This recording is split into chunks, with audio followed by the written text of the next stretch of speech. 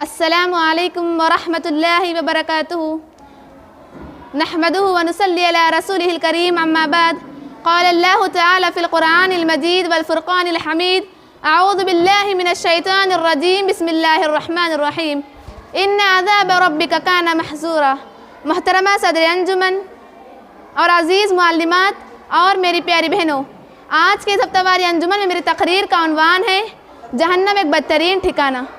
میری دینی بہنوں، جہنم بہت ہی بری قیامگاہ، بہت ہی برا مسکن اور بہت ہی برا ٹھکانہ ہے جسے اللہ تعالیٰ نے کافروں، مشرکوں اور فاسقوں اور فاجروں کے لیے تیار کر رکھا ہے۔ میری دینی بہنوں، جہنم میں سب سے بڑا عذاب آگ کا ہی ہوگا، جس کے بارے میں رسول صلی اللہ علیہ وسلم نے فرمایا ہے کہ دنیا کی آگ سے 69 درجے زیادہ گرم ہے۔ میری دینی بہنوں، اس آگ کو کہیں نار الکبریٰ، بہت بڑی آگ کہا گیا، کہیں نار اللہ الموقدہ، اللہ کی آگ کو بھڑکتی ہوئی کہا گیا، کہیں نار تلظیٰ، آگ کی لپٹ کہا گیا، کہیں نار حامیہ، بھڑکتی ہوئی آگ کہا گیا۔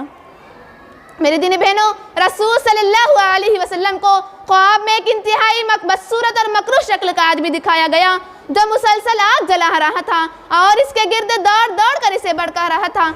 رسول صلی اللہ علیہ وسلم نے جناب جبرائیل علیہ السلام سے پوچھا یہ کون ہے؟ جناب جبرائیل علیہ السلام نے بتایا انہو مالک خازن جہنم، اس کا نام مالک ہے اور یہ جہنم کا داروغہ ہے۔ گویا داروغہ جہنم کی آگ آج بھی بھڑکا رہا ہے اور قیامت تک مسلسل بھڑکاتا رہے گا۔ جہنمیوں کے جہنم میں چلے جانے کے بعد بھی جہنم کی آگ کو بھڑکانے کا یہ عمل مسلسل جاری رہے گا۔ میری دینی بہنوں، جہنم کی آگ کتنی گرم ہوگی اس کا ٹھیک اندازہ لگانا تو مشکل ہے، لیکن رسول صلی اللہ علیہ وسلم کے اس ارشاد مبارک کی روشنی میں کہ جہنم کی آگ دنیا کی آگ سے 69 درجے زیادہ گرم ہے، سادہ سا اندازہ یوں لگایا جا سکتا ہے کہ دنیا کی آگ کا درجہ حرارت کم از کم درجہ حرارت 2000 ڈگری سینٹی گریڈ شمار کیا جائے تو جہنم کی آگ کا درجہ حرارت 1,30,000 پر 8,000 ڈگری سینٹی گریڈ ہوگا۔ میری دینی بہنوں، اس شدید گرم آگ سے جہنمیوں کے لباس بنائے جائیں گے، اسی آگ سے جہنمیوں کے فرش تیار کیے جائیں گے، اسی آگ سے ان کے لیے چھتریاں بنائی جائیں گی۔ عذاب علیم کی ایسی بدترین جگہ پر اس انسان کی زندگی کیسی ہوگی جو اپنی ہتھیلی پر چھوٹا سا آبلہ بھی برداشت رکھنے کی سخت نہیں رکھتا۔ میری دینی بہنوں، انسان کی قوت برداشت کا عالم تو یہ ہے کہ جون جولائی کے موسم میں دوپہر 12 بجے کی گرمی اور لو برداشت کرنا کسی کے بس کی بات نہیں ہوتی، حالانکہ کمزور بیمار اور بوڑھے لوگوں کی اموات تک واقع ہونے لگتی ہے۔ حالانکہ ارشاد نبی صلی اللہ علیہ وسلم کے مطابق جہنم کی یہ شدید گرمی جہنم کی بھاپ یا سانس کی وجہ سے ہے۔ جو انسان جہنم کی بھاپ برداشت نہیں کر سکتا وہ جہنم کی آگ کیسے برداشت کرے گا؟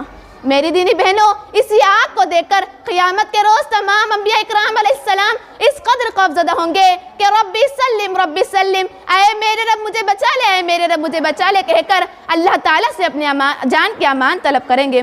ام المومنین حضرت عائشہ رضی اللہ عنہ اسی آگ کو یاد کر کے دنیا میں روتی رہی۔ عشرہ مبشرہ میں سے ایک یعنی حضرت عمر رضی اللہ عنہ قرآن مجید کی تلاوت کے دوران آگ کے عذاب کی آیت پر پہنچے تو بے ہوش ہو گئے۔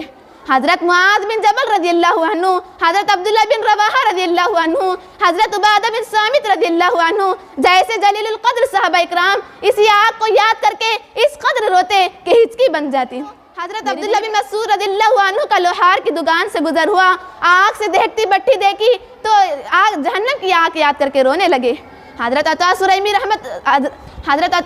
رحمت اللہ علیہ کے ہمسائے نے روٹیاں لگانے کے لیے تنور جلایا، حضرت عطا رحمت اللہ علیہ نے دیکھا تو بے ہوش ہو گئے۔